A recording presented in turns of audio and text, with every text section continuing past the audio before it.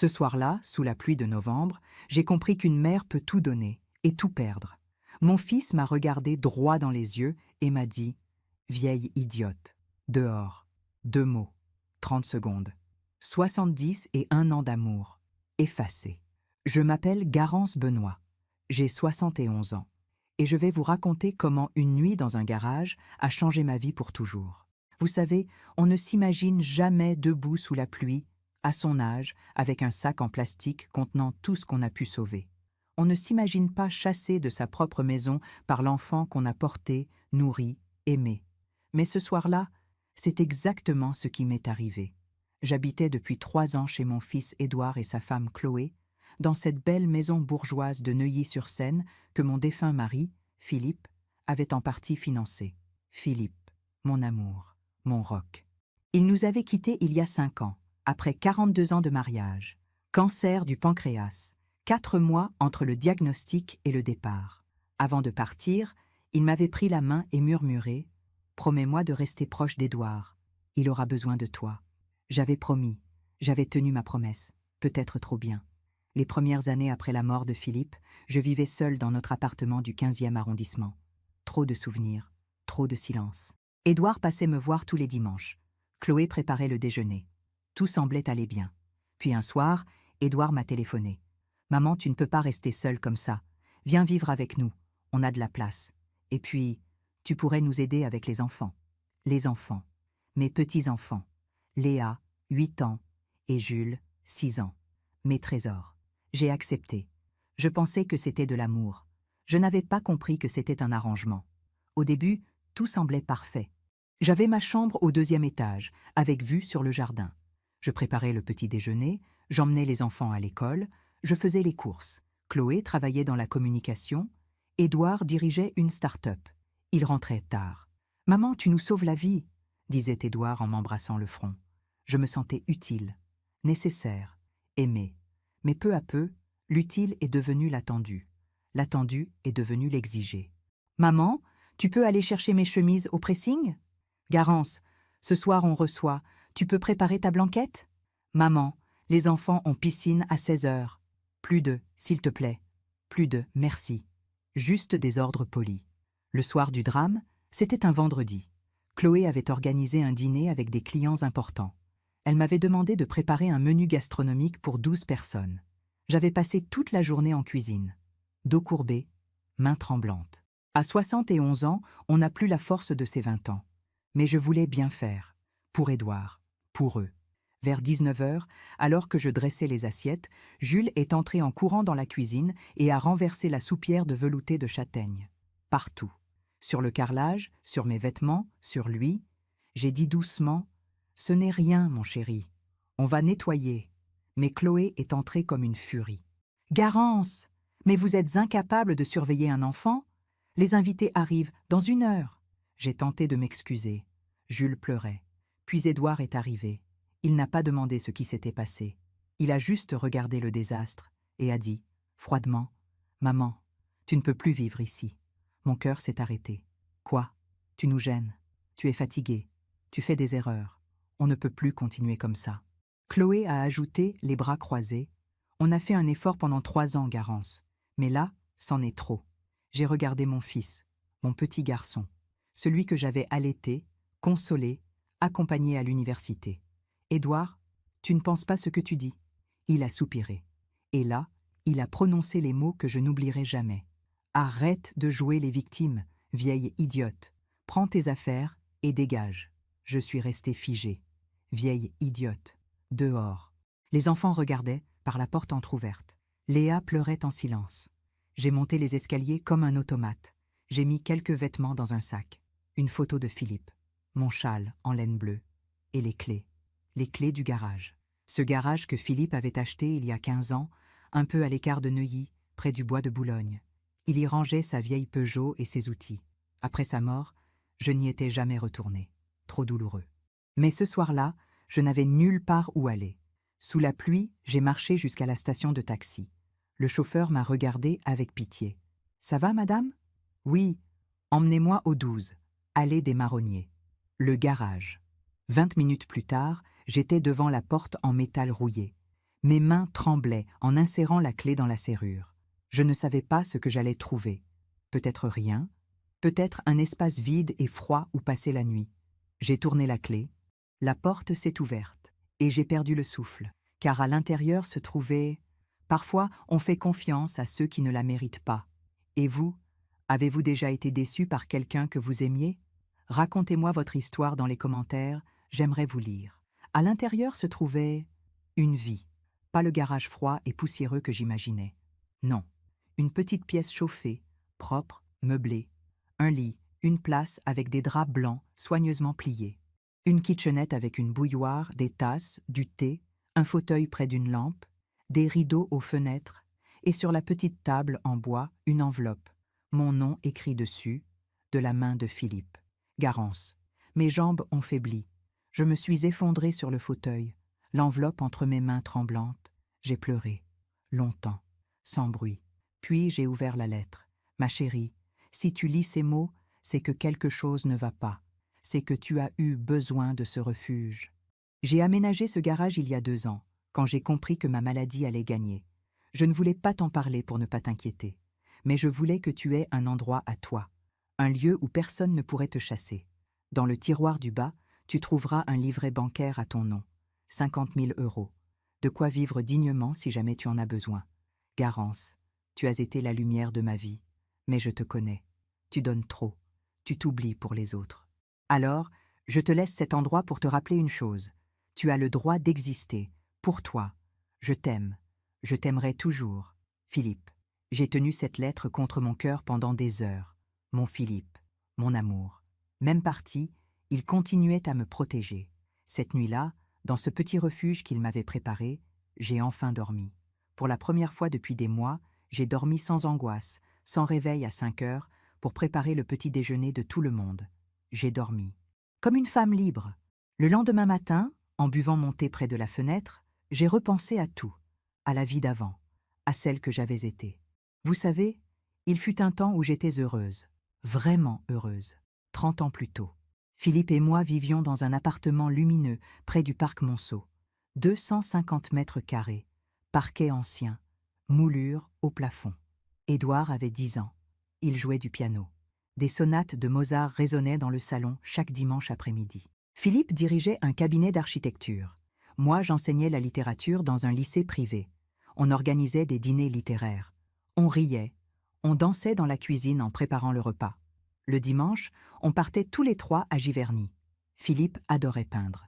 Édouard courait dans les jardins de Monet. Je lisais Proust sous un arbre, un châle sur les épaules. C'était une vie simple, élégante, joyeuse. Édouard nous appelait « mes 2 amoureux ». Il disait qu'il voulait un mariage comme le nôtre. Philippe lui répondait en souriant « Alors épouse une femme forte, mon fils, pas une femme que tu peux contrôler ». Je n'ai compris que bien plus tard à quel point ces mots étaient prophétiques. Édouard a grandi, brillant, ambitieux, charmant. Il a fait HEC, puis un MBA à Londres. Il est revenu à Paris avec Chloé. Chloé, jolie, élégante, issue d'une famille de notaires parisiens. Tout le monde l'adorait, sauf Philippe.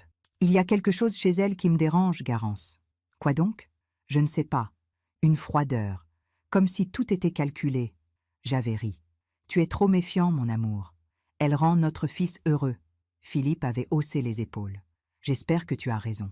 Le mariage a eu lieu au château de Vaux-le-Vicomte. 300 invités, robe sur mesure, orchestre classique. Philippe a fait un discours magnifique. Il a dit « Édouard, tu as toujours été notre fierté. Mais souviens-toi, un homme se mesure à la façon dont il traite sa femme, ses parents et ses enfants. Sois digne. Toujours. » Tout le monde a applaudi. Chloé souriait. Mais dans ses yeux, j'ai vu quelque chose que je n'ai pas voulu voir. Un éclat dur, calculateur. Les premières années ont été agréables. Édouard nous rendait visite. Les petits-enfants sont nés. Léa, puis Jules. Des bébés magnifiques, rieurs, affectueux. Je passais des après-midi entiers avec eux. Je leur lisais Le Petit Prince. Je leur apprenais à faire des crêpes. Je leur racontais des histoires sur leur grand-père. Philippe jouait avec eux dans le jardin. Il construisait des cabanes. Il leur expliquait les étoiles. C'était le bonheur. Puis Philippe est tombé malade. Le cancer a tout changé. Édouard venait moins. Je suis débordée, maman. La boîte d'école. Chloé envoyait des messages polis. Courage, Garance. On pense à vous. Mais il n'était pas là. Moi, j'étais là. Jour et nuit. À l'hôpital, puis à la maison. Je tenais la main de Philippe. Je lui lisais Baudelaire. Je lui chantonnais les chansons qu'il aimait. Vers la fin, il a murmuré « Garance, promets-moi, reste proche d'Édouard. Il va se perdre. » Se perdre ? Chloé, elle ne l'aime pas. Elle aime ce qu'il représente. Philippe, tu délires. Non, promets-moi. Veille sur lui, sur eux. J'ai promis. 3 jours plus tard, Philippe est parti. Et moi, je suis restée, seule. Assise dans ce petit refuge que mon mari m'avait laissé, j'ai compris quelque chose. Philippe savait. Il savait qu'Édouard changerait. Il savait que Chloé me rejetterait. Il savait que j'aurais besoin d'un endroit où me retrouver. Mais il savait aussi que j'étais forte, que je survivrais. Ce matin-là, en regardant la photo de Philippe posée sur la table, j'ai pris une décision. Je n'allais pas retourner supplier Édouard de me reprendre. Je n'allais pas me rabaisser. J'allais rester ici, réfléchir, comprendre et surtout me souvenir de qui j'étais avant de devenir une ombre dans la maison de mon fils. Mais avant cela, il me fallait récupérer quelques affaires, mes papiers, mes souvenirs. J'ai pris mon téléphone. Aucun message d'Édouard, aucun appel, comme si je n'existais plus. J'ai composé son numéro, une sonnerie, 2, 3, puis sa voix sèche. Quoi ? Édouard, c'est maman. Je voudrais passer récupérer mes affaires. Un silence. Puis, passe demain matin. 10 heures. Pas plus tard. Il a raccroché. Pas de « Comment vas-tu » Pas de « Où as-tu dormi » Pas de « Pardon ». Rien. J'ai compris à cet instant que mon fils était devenu un étranger. Pendant que je raconte tout cela, je me demande d'où vous m'écoutez. Écrivez le nom de votre ville en commentaire. Le lendemain matin, j'ai pris le métro jusqu'à Neuilly. Dans le wagon, je regardais les gens autour de moi. Des jeunes avec leurs écouteurs, des mères avec des poussettes, des hommes en costume qui consultaient leur téléphone. Tous avaient un endroit où aller, une maison, une famille. Moi, j'allais récupérer mes affaires dans une maison qui n'était plus la mienne. Quand je suis arrivée devant la grande porte en chêne massif, j'ai hésité. Ma main tremblait en sonnant. Chloé a ouvert. Maquillage impeccable. Tailleur crème, parfum Chanel. Bonjour Garance. Pas de sourire, pas de geste. Bonjour Chloé. Mais elle a reculé pour me laisser entrer, comme on laisse entrer un livreur. Vos affaires sont dans des cartons au premier étage. Édouard est au bureau. Il m'a demandé de superviser. Superviser, comme si j'allais voler quelque chose. En montant l'escalier, j'ai entendu des voix d'enfants dans la cuisine. Léa et Jules prenaient leur petit déjeuner. Mon cœur s'est serré. Je voulais les voir, les embrasser. Mais Chloé m'a devancé. Les enfants sont occupés. Ce sera plus simple comme ça. Plus simple ? Pour qui ? Dans ma chambre, mon ancienne chambre, tout était rangé dans 4 cartons. Mes vêtements, mes livres, mes photos. Ma vie condensée en 4 boîtes en carton. Sur le lit, soigneusement plié, mon châle bleu. Celui que Philippe m'avait offert pour nos 20 ans de mariage. À côté, une enveloppe avec mon nom. J'ai ouvert l'enveloppe. Un mot de Chloé. Garance, nous vous remercions pour ces 3 années. Vous trouverez 6 juin un chèque de 1 000 € pour vous aider dans cette transition. Nous vous demandons de ne pas revenir sans invitation. Les enfants ont besoin de stabilité. Cordialement, Chloé et Édouard. Un chèque, 1 000 €, comme un salaire de départ pour une employée. J'ai relu la phrase « Nous vous demandons de ne pas revenir sans invitation ». Mes petits-enfants, mes trésors, on me les enlevait. En descendant les cartons, j'ai croisé le regard de Léa dans l'entrebâillement de la porte de la cuisine. Ses grands yeux bleus étaient remplis de larmes. « Mamie !» Chloé a fermé la porte. « Léa, finis ton petit déjeuner. » J'ai entendu ma petite fille pleurer derrière la porte. Mais je n'ai rien dit, parce que j'avais peur. Peur qu'ils m'interdisent complètement de les revoir. Peur de perdre définitivement ces enfants. Alors, je me suis tue. Et en me taisant, j'ai compris que j'avais déjà perdu. Dans le taxi qui me ramenait au garage, je tenais mon châle contre moi. Ce châle qui avait traversé tant d'années, tant de moments. Philippe, qui me l'enroulait autour des épaules les soirs d'hiver. Moi qui le portais quand j'allais chercher Édouard à l'école. Un bout de laine bleue qui contenait toute une vie. Et soudain, j'ai repensé aux signes. Tous ces signes que je n'avais pas voulu voir. 2 ans plus tôt. 6 mois après mon installation chez Édouard et Chloé. Un dimanche, nous étions tous dans le salon. Les enfants jouaient, Édouard lisait le journal, Chloé pianotait sur son téléphone. J'ai proposé « Et si on allait se promener au bois de Boulogne ? Il fait si beau. » Chloé a levé les yeux, un sourire poli. « Oh, Garance, nous avons prévu un déjeuner entre amis.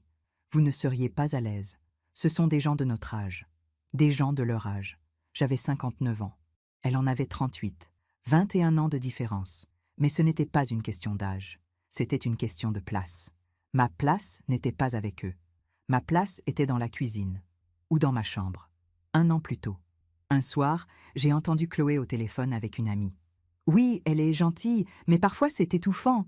Non, elle ne sort jamais. Elle est toujours là. Enfin, c'est pratique pour les enfants. Mais... » Je me suis éloignée sans bruit. Ce soir-là, j'ai pleuré dans ma chambre. Étouffante. Pratique. Voilà ce que j'étais devenue. 6 mois plus tôt. Pour l'anniversaire d'Édouard, j'avais préparé son gâteau préféré. Un fraisier. Celui que je lui faisais depuis qu'il était enfant. Quand je l'ai apporté à table, il a souri. « Merci, maman. » Puis Chloé a dit d'un ton léger, « C'est gentil, Garance, mais la prochaine fois, peut-être quelque chose de plus léger ?» Édouard fait attention à sa ligne.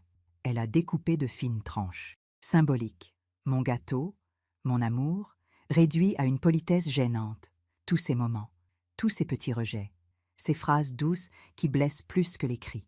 Je les avais avalés, digérés, excusés. Ils sont fatigués. Ils ont beaucoup de pression. Je suis trop sensible. Je m'étais convaincue que c'était normal, que j'exagérais, que j'étais chanceuse d'être chez eux. Mais aujourd'hui, assise dans ce taxi avec mes 4 cartons, je comprenais enfin. Je n'avais pas été chanceuse. J'avais été utilisée. Et quand je n'avais plus été utile, on m'avait jetée. Comme on jette un appareil en panne, sans regret, sans reconnaissance, avec un chèque de 1 000 € pour solde de tout compte. De retour au garage, j'ai rangé mes affaires lentement. Chaque objet me racontait une histoire. Une photo de Philippe et moi à Venise. J'avais 40 ans. Nous buvions un spritz sur la place Saint-Marc. Nous rêvions de vieillir ensemble, de voyager, de voir grandir nos petits-enfants. Philippe avait tenu sa promesse. Il avait vieilli avec moi, jusqu'au bout. Mais Édouard, lui, avait oublié toutes les siennes. Ce soir-là, j'ai ouvert le livret bancaire que Philippe m'avait laissé. 50 000 €. De quoi vivre 1 an, peut-être 2 si j'étais prudente. J'ai regardé autour de moi. Ce petit refuge, propre, calme, à moi. Et j'ai pris une décision. Je n'allais pas supplier. Je n'allais pas m'excuser d'exister. J'allais vivre, dignement, simplement. Mais surtout, j'allais observer. Parce que Philippe m'avait dit quelque chose, juste avant de mourir. La vie finit toujours par rendre justice, Garance. Toujours. 3 jours plus tard, mon téléphone a sonné. Un numéro inconnu. « Allô ? Madame Benoît ? Ici, Maître Lefebvre, notaire. Je gère la succession de votre époux. Il y a un document que vous devez signer. Pouvez-vous passer à mon cabinet cette semaine ? » Un document ? Oui. Concernant le garage et d'autres dispositions testamentaires. Mon cœur a battu plus fort. Philippe, encore lui. Même parti, il continuait à veiller sur moi. Le cabinet du notaire se trouvait rue de Rivoli, dans un immeuble haussmannien aux moulures dorées. J'ai gravi les escaliers lentement, mon châle bleu serré autour de mes épaules.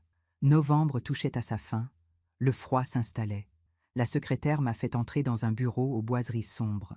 Maître Lefebvre était un homme d'une 60aine d'années, lunettes fines, costume 3 pièces. Il s'est levé pour me serrer la main. « Madame Benoît, je vous remercie d'être venue. Vous m'avez parlé de documents à signer ?» Il a ouvert un dossier épais. « Oui, votre époux, Philippe Benoît, a établi plusieurs dispositions testamentaires dont certaines ne devaient être révélées qu'après un délai de 5 ans suivant son décès. Nous y sommes. 5 ans. Jour pour jour. Philippe était parti un 28 novembre. Nous étions le 28 novembre. Mon cœur s'est serré. Maître Lefebvre a sorti une enveloppe scellée. « Votre mari était un homme prévoyant, Madame Benoît. Et si je puis me permettre, un homme qui vous aimait profondément. » Il a ouvert l'enveloppe et en a sorti plusieurs documents. Premièrement, le garage situé allée des Marronniers. Il est à votre nom depuis le décès de Monsieur Benoît. Entièrement payé. Aucune charge. C'est votre propriété exclusive. Je le savais déjà, mais l'entendre officiellement m'a ému. Deuxièmement, M. Benoît a placé sur un compte bloqué la somme de 120 000 euros. Cette somme devait vous être versée 5 ans après son décès, à condition que... Il a hésité. À condition que quoi, maître? À condition que vous soyez seul. Ses termes exacts étaient « Si Garance vit encore chez notre fils, l'argent reste bloqué. Si elle vit de manière indépendante, l'argent lui revient immédiatement. » J'ai cligné des yeux. Je ne comprends pas. Maître Lefebvre a retiré ses lunettes. Madame Benoît, votre mari est venu me voir 3 mois avant sa mort. Il était très lucide. Il m'a dit quelque chose que je n'ai jamais oublié. Il a pris une feuille manuscrite. Avec votre permission, je vais vous lire ces mots. Maître Lefebvre, je connais ma femme. Elle donnera tout. Elle s'oubliera. Et notre fils? Je crains qu'il ne profite de sa bonté. Chloé, sa femme, est une femme froide, calculatrice. Elle voit Garance comme une commodité, pas comme une mère, pas comme une grand-mère. Je veux que Garance ait les moyens de partir si elle en a besoin. Mais je la connais. Elle ne partira pas d'elle-même. Elle s'accrochera par amour. Alors, voici ce que je demande. Si dans 5 ans elle vit encore chez Édouard, bloquez l'argent. Cela signifiera qu'elle va bien, qu'elle est heureuse. Mais si elle vit seule, alors elle aura eu besoin de partir. Elle aura eu le courage de choisir sa dignité. Et à ce moment-là, donnez-lui tout, qu'elle puisse vivre libre, qu'elle puisse respirer. Je ne serai plus là pour la protéger. Mais mon amour, lui, restera. Les larmes coulaient sur mes joues. Philippe, mon Philippe, il avait tout vu, tout compris, tout prévu. Maître Lefebvre m'a tendu un mouchoir. Votre mari était un homme exceptionnel, madame. J'ai hoché la tête, incapable de parler. Donc, cet argent, il est à vous. 120 000 euros, disponible immédiatement. Avec les 50 000 du livret, vous avez 170 000 euros. De quoi vivre confortablement plusieurs années. Il a sorti un dernier document. Et enfin, ceci, une lettre, encore une, avec mon nom, à ouvrir si Garance vit seule. Je suis sorti du cabinet du notaire dans un état second. Dans mon sac, la lettre de Philippe, fermée, scellée. Je n'avais pas eu le courage de l'ouvrir devant le notaire. Je voulais être seul, dans notre refuge. De retour au garage, j'ai préparé du thé. J'ai allumé la petite lampe. Je me suis assise dans le fauteuil que Philippe avait choisi. Et j'ai ouvert la lettre. Ma Garance adorée, si tu lis ceci, c'est que tu as trouvé le courage de partir. Je suis fière de toi. Je sais ce que tu as dû traverser. Je sais ce qu'Édouard est devenu. Ce n'est plus notre petit garçon, Garance. Chloé l'a transformé. Quand j'étais à l'hôpital, pendant que tu dormais sur la chaise à côté de moi, Édouard est venu me voir. Une seule fois. Il est resté 10 minutes. Il regardait sa montre. Je lui ai dit « Prends soin de ta mère, elle sera fragile. » Il m'a répondu « Ne t'inquiète pas, papa, on s'occupera d'elle. » Mais dans ses yeux, j'ai vu ce que je craignais. Il ne parlait pas d'amour. Il parlait d'obligation, de gestion. Chloé était dans le couloir. Elle souriait à son téléphone. Elle n'est même pas entrée me voir. À ce moment-là, j'ai compris. Alors j'ai tout organisé. Le garage, l'argent, cette liberté que je te laisse. Garance, tu as 66 ans aujourd'hui. Tu es belle, tu es forte, tu as encore tant d'années devant toi. Ne les passe pas à mendier l'amour de ceux qui ne savent pas te voir. Vis pour toi, voyage, lis, promène-toi, retrouve-toi. Et si un jour Édouard se réveille, s'il revient vers toi avec de vraies excuses, tu décideras. Mais ne cours pas après lui. Jamais. La dignité, ma chérie, c'est le seul trésor qu'on ne peut pas nous voler, sauf si on le donne.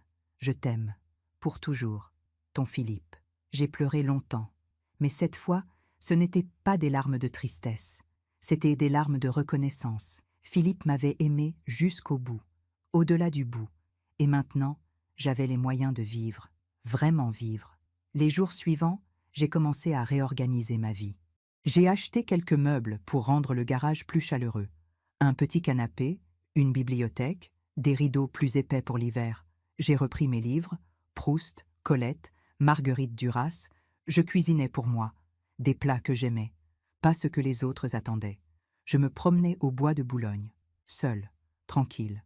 Pour la première fois depuis des années, je respirais. Mais les enfants me manquaient terriblement. Léa et Jules. Chaque soir, je regardais leurs photos sur mon téléphone, leurs sourires, leurs petites mains dans les miennes, Avaient-ils demandé où j'étais? Pleuraient-ils?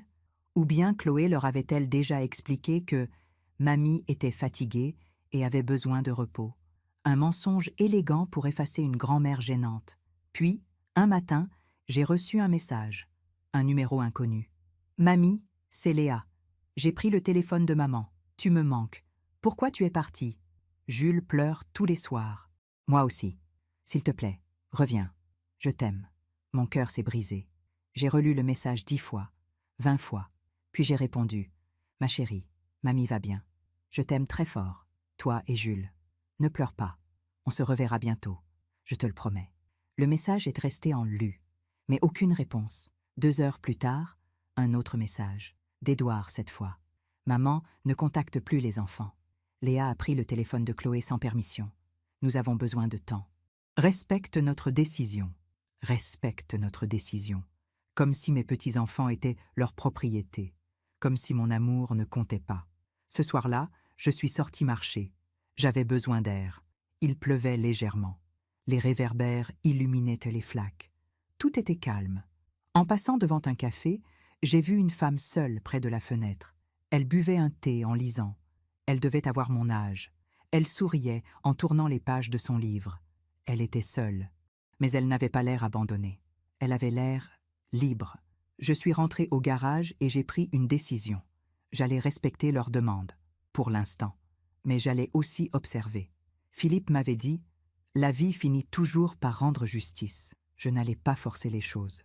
Je n'allais pas supplier. J'allais attendre. Et surtout, j'allais comprendre. Comprendre qui était vraiment devenu mon fils. Comprendre qui était Chloé. Comprendre ce qui s'était réellement passé. 2 semaines plus tard, en faisant mes courses au Monoprix près de Neuilly, j'ai croisé une femme que je connaissais, Sylvie, une ancienne voisine de l'époque où Philippe et moi vivions dans le 15e. Elle avait mon âge, nous prenions parfois le thé ensemble. Garance, mon Dieu, ça fait des années. Elle m'a serré dans ses bras. Sylvie, quelle surprise. Tu habites dans le quartier maintenant? Non, je passais. Elle a souri. Viens, on prend un café. Tu as le temps? Nous nous sommes installés dans un petit salon de thé rue de Longchamp. Sylvie commandait déjà des éclairs au chocolat en riant. Alors, raconte-moi tout. Comment va Édouard? Et les petits? J'ai hésité. Devais-je mentir? Faire comme si tout allait bien? Mais quelque chose en moi s'est rebellé. Non, j'en avais assez de faire semblant. Sylvie, je ne vis plus chez Édouard. Elle a froncé les sourcils. Ah bon? Pourquoi? Disons que nous avons eu des différends. Sylvie a posé sa tasse. Garance, dis-moi la vérité. Qu'est-ce qui s'est passé? Alors je lui ai tout raconté. Le dîner, l'insulte, l'expulsion, le garage, les lettres de Philippe. Tout. Sylvie m'écoutait, le visage grave. Quand j'ai terminé, elle a soupiré longuement. Garance, je vais te dire quelque chose. Et tu ne vas pas aimer. Mon cœur s'est accéléré. Quoi donc? Il y a 6 mois, j'ai croisé Chloé dans une boutique du Bon Marché. Elle était avec une amie, je les ai entendus parler. Et Sylvie a baissé la voix. Elle disait qu'elle en avait assez de gérer la vieille, que tu étais devenu un poids, que dès que les enfants seraient plus grands, elle te demanderait de partir. J'ai senti mon sang se glacer. Elle a vraiment dit ça? Oui, mot pour mot. Son amie riait. Elle disait « Mais au moins, elle vous rend service, non ?» Et Chloé a répondu « Oui, mais à quel prix? Elle est toujours là, toujours dans nos pattes. » Un silence. Garance, ton fils a épousé une femme froide, une femme qui ne t'a jamais aimé. Elle t'a utilisé. Et maintenant qu'elle n'a plus besoin de toi, elle t'a jeté. Je suis rentrée au garage dans un état second. Ainsi, Chloé avait tout prévu. Depuis des mois, peut-être des années. Le dîner raté, l'insulte d'Édouard. Ce n'était pas un accident. Ce n'était pas la fatigue ou la colère. C'était une excuse. Une excuse pour me chasser. Proprement. Définitivement. Ce soir-là, assise dans mon fauteuil, j'ai repensé à tous les moments. Les sourires polis de Chloé. Ses remarques douces mais blessantes. Sa manière de me mettre à l'écart. Philippe avait raison. Elle ne m'avait jamais aimé. Et Édouard, mon fils, avait laissé faire. Pire, il avait participé. Mais je n'étais plus la même femme que celle qui avait été chassée sous la pluie il y a 3 semaines. J'avais un toit, j'avais de l'argent, j'avais ma dignité. Et surtout, J'avais compris. Compris que je ne pouvais pas forcer l'amour, que je ne pouvais pas mendier une place dans leur vie, mais je pouvais observer, attendre. Et comme Philippe l'avait dit, la vie finit toujours par rendre justice. Toujours. Je me demande encore si j'ai bien fait de ne pas insister davantage. Et vous? Auriez-vous laissé partir vos petits-enfants sans vous battre? Les semaines suivantes, j'ai vécu dans une étrange tranquillité. Le garage était devenu mon cocon. Je me levais tard. Je prenais mon petit déjeuner face à la fenêtre. Je lisais, je me promenais.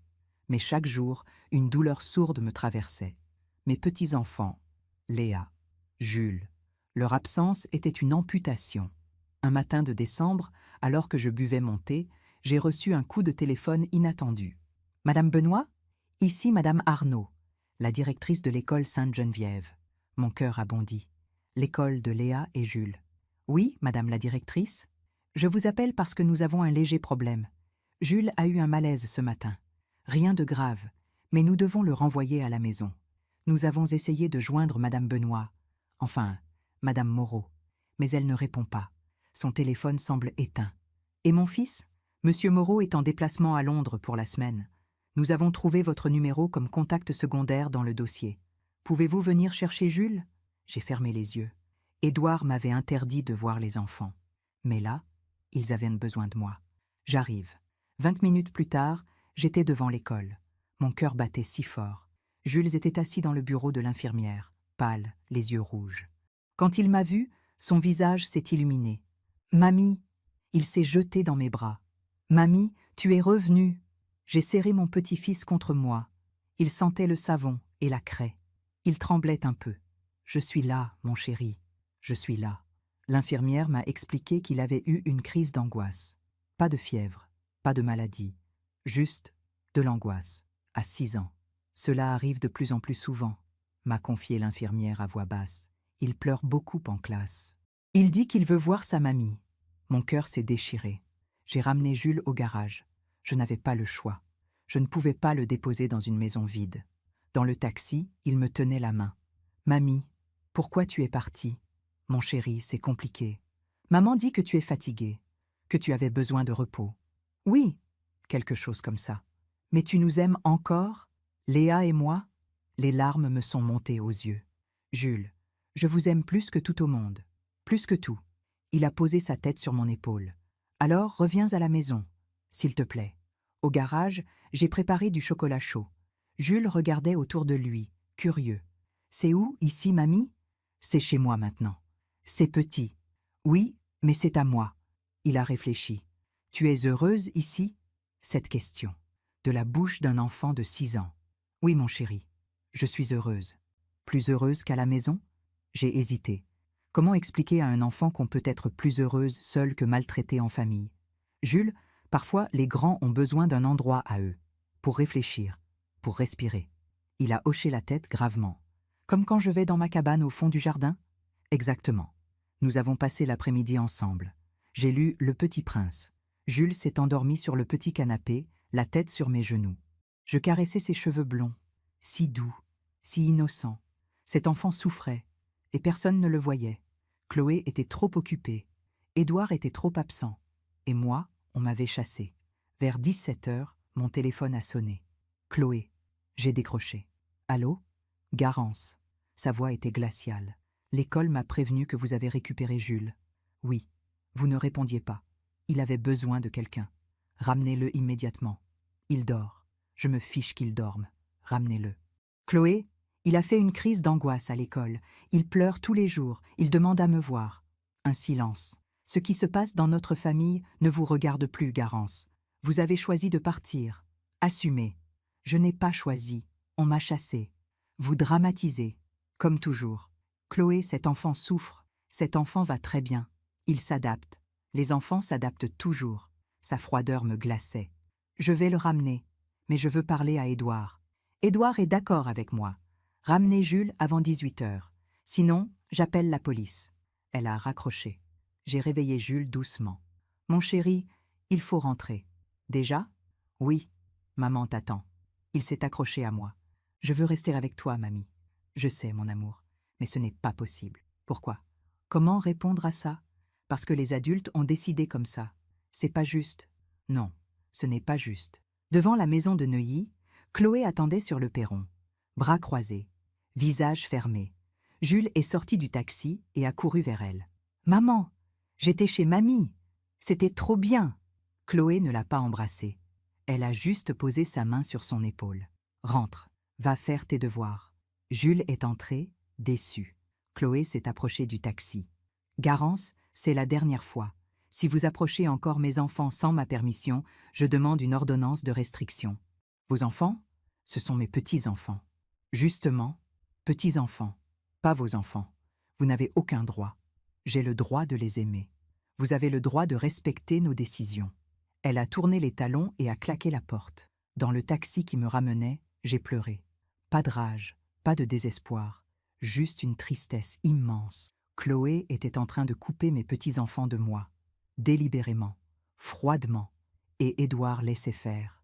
Ce soir-là, j'ai ouvert un petit carnet que Philippe m'avait offert des années auparavant. Un carnet en cuir bleu avec des pages ivoire. J'avais toujours voulu écrire dedans, mais je n'avais jamais osé. Ce soir, j'ai commencé. 28 novembre, 5 ans jour pour jour après le départ de Philippe. Aujourd'hui, j'ai compris que je ne récupérerai pas mon fils par la douceur. Chloé a décidé que je n'existais plus. Et Édouard suit. Mais Jules souffre. Léa aussi, j'en suis sûre. Je ne peux pas forcer les choses, mais je peux observer, écouter, comprendre. Philippe m'a dit « La vie finit toujours par rendre justice. » Alors, j'attends. Et j'écris, pour ne pas oublier, pour témoigner. Si un jour quelqu'un lit ces lignes, qu'il sache ceci. Une grand-mère qui aime ne renonce jamais, même dans le silence. Les jours suivants, j'ai continué à écrire dans mon carnet. J'y notais tout, les souvenirs, les détails, les phrases. C'était ma manière de résister, de ne pas laisser effacer mon histoire. Puis, une semaine avant Noël, quelque chose s'est produit. J'étais au marché de Neuilly en train d'acheter des légumes quand j'ai entendu une voix familière. « Non, mais c'est incroyable, tu te rends compte? 3 ans qu'elle squattait chez nous. » Chloé. Elle était à quelques mètres avec 2 amis devant un stand de fromage. Mon cœur s'est accéléré. J'ai reculé derrière un étal de fleurs pour écouter. « Attends, elle vivait chez vous gratuitement ?» a demandé une des amies. « Oui, gratuitement. Enfin, soi-disant elle nous aidait avec les enfants, mais franchement, à la fin, c'était plus une charge qu'autre chose. » L'autre amie a ri. « Et elle est partie ?» Comme ça, Chloé a souri. Un sourire froid. Disons que nous avons facilité les choses. C'est-à-dire, on a organisé un dîner important. Elle a fait une gaffe. Édouard a explosé. Elle a pris ses clics et ses claques. Organisé?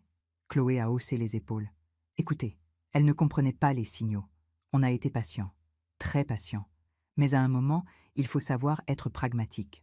Mon sang s'est glacé. Organisé. Ce n'était pas un accident. Ce n'était pas la fatigue d'Édouard. C'était un piège.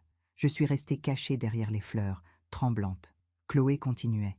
Et puis franchement, maintenant qu'elle n'est plus là, on respire. Les enfants se sont calmés.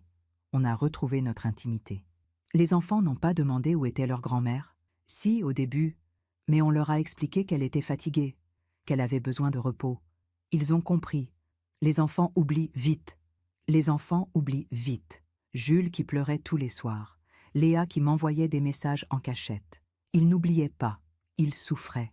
L'une des amies a demandé « Et financièrement, elle va s'en sortir ?» Chloé a fait un geste vague. On lui a donné 1 000 €. Après 3 ans chez nous, c'est déjà généreux. Et puis, elle doit avoir des économies. Son mari était architecte. 1 000 €. Généreuse. Après 3 ans de services gratuits, de repas préparés, d'enfants élevés, de maisons entretenues. Chloé a ajouté, d'un ton léger, « De toute façon, les vieilles personnes ont besoin de moins. Et puis, elle a sa retraite. Elle s'en sortira. Tu n'as pas peur qu'elle fasse des histoires ?» Chloé a ri. « Des histoires? Garance? Elle est bien trop fière. Et puis, qui la croirait? Nous, on est irréprochables. On l'a accueillie. On l'a nourrie. On lui a donné un toit. Si elle parle, elle passera pour une ingrate. » Un silence. « Tu es maligne, Chloé. » « Merci. Il faut savoir protéger sa famille. » Elles sont parties en riant. Moi, je suis restée là, figée, au milieu du marché. Organisée. Le dîner. L'accident de Jules. La colère d'Édouard. Tout avait été calculé. Chloé m'avait piégé. Et Édouard, mon fils, avait joué le jeu. Je suis rentrée au garage dans un état second. J'ai sorti mon carnet et j'ai écrit tout, mot pour mot, ce que Chloé avait dit, ce que j'avais entendu. Philippe m'avait dit « La vie finit toujours par rendre justice. Mais parfois, la vie a besoin d'aide. Parfois, la vérité a besoin d'un témoin. Cette nuit-là, j'ai pris une décision. Je n'allais pas me venger, ce n'était pas mon style. Mais j'allais observer, documenter, comprendre, et surtout, j'allais attendre le bon moment. Car dans mon cœur, je le savais. Chloé avait fait une erreur. Elle m'avait sous-estimée. Elle pensait que j'étais faible, soumise, brisée. Mais Philippe m'avait laissé plus que de l'argent. Il m'avait laissé ma dignité. Et une femme digne est une femme dangereuse. Pas par méchanceté, mais par vérité. Le lendemain, j'ai reçu un appel d'une vieille amie de Philippe, Monsieur Renaud, son ancien associé au cabinet d'architecture. Garance, c'est Henri Renaud. J'ai appris pour ta situation. Comment l'as-tu appris? Édouard est venu me voir la semaine dernière. Il cherche des investisseurs pour sa start-up. Mon cœur s'est accéléré. Ah bon? Oui.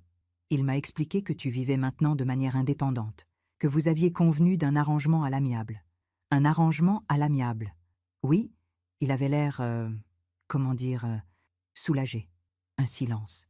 Garance, je connais Édouard depuis qu'il est enfant. Ce n'est plus le même garçon. Philippe me l'avait dit avant de partir. Henri, surveille mon fils. Il risque de se perdre. Tu as investi? Non. Quelque chose me dérangeait. Alors j'ai fait des recherches. Mon cœur battait fort. Quel genre de recherche? Henri a hésité. Garance, il faut qu'on se voie. Il y a des choses que tu dois savoir, des choses importantes. 2 jours plus tard, j'étais assise dans un café de Saint-Germain-des-Prés, face à Henri Renaud. Il avait 75 ans, les cheveux blancs, des lunettes fines. Un homme élégant et réfléchi. Il a sorti un dossier. Garance, ce que je vais te dire est délicat, mais tu dois savoir. Je t'écoute. J'ai fait auditer la start-up d'Édouard, discrètement, par un ami expert comptable. Il a ouvert le dossier. Sa société est en difficulté, grave difficulté. Il a des dettes de plus de 200 000 €, des factures impayées, des salaires en retard. J'ai blêmi. Comment est-ce possible? Mauvaise gestion, dépenses excessives et surtout, un train de vie qu'il ne peut pas assumer. Il m'a montré des relevés bancaires. Regarde, voyage à Dubaï, restaurant étoilé, vêtements de luxe, voitures de sport. Tout ça sur le compte professionnel. Mais comment peut-il encore vivre dans cette maison à Neuilly? Henri a soupiré. La maison, justement. Il a sorti un autre document. La maison que Philippe a financée à hauteur de 60% est hypothéquée. Édouard a contracté un prêt de 300 000 € il y a 2 ans. Mon cœur s'est arrêté. Pourquoi faire? Officiellement, pour rénover.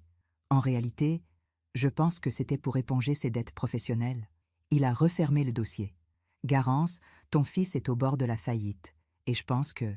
Il a hésité. Tu penses que quoi? Je pense que c'est pour ça qu'ils t'ont gardé si longtemps. Et c'est pour ça qu'ils t'ont chassé. Je ne comprenais pas. Explique-moi. Henri a pris ma main. Pendant que tu étais chez eux, tu faisais tout. Gratuitement. Garde d'enfants, ménage, cuisine, courses.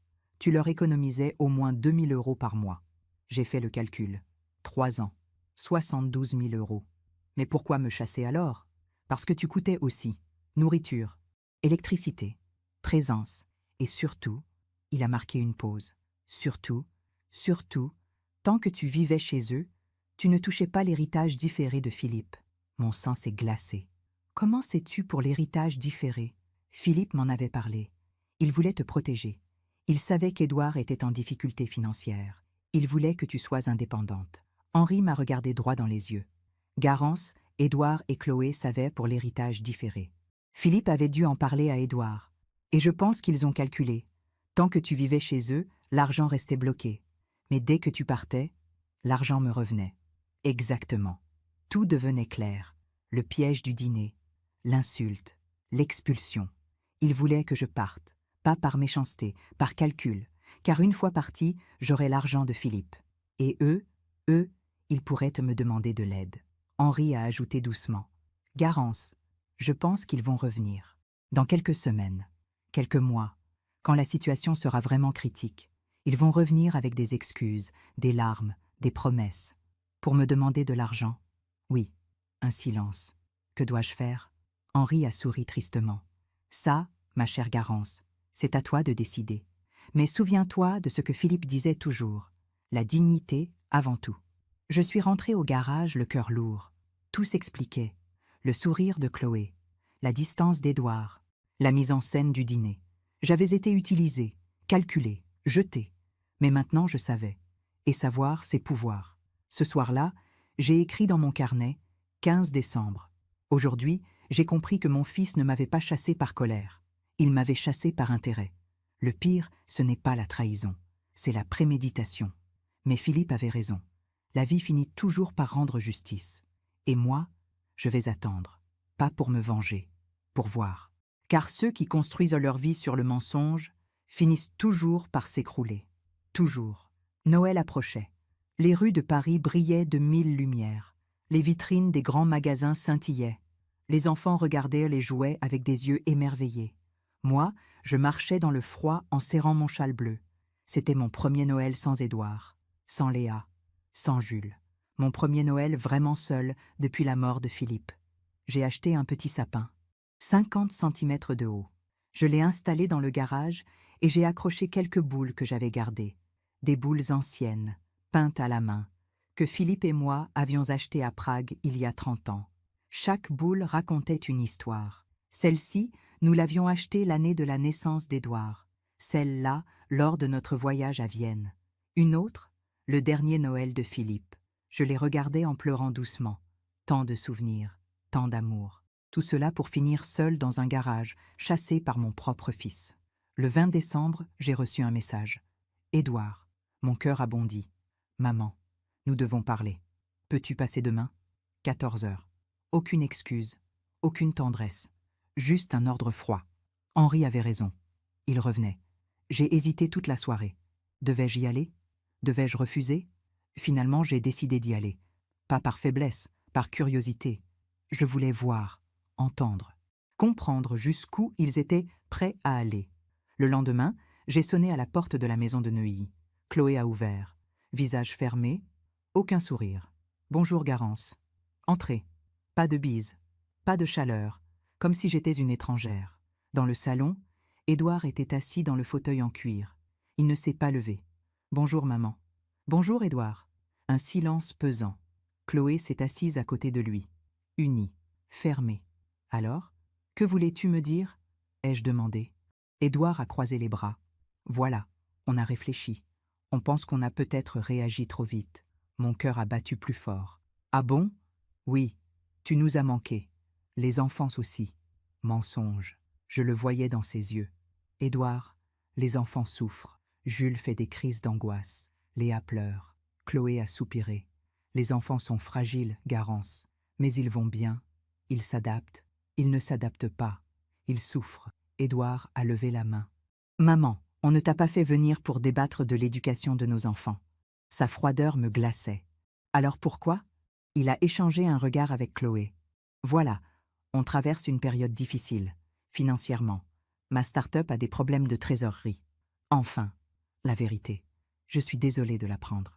On a pensé que, peut-être, tu pourrais nous aider. » Mon sang s'est glacé. « M'aider comment? » Eh bien, tu as hérité de papa, le garage, l'argent.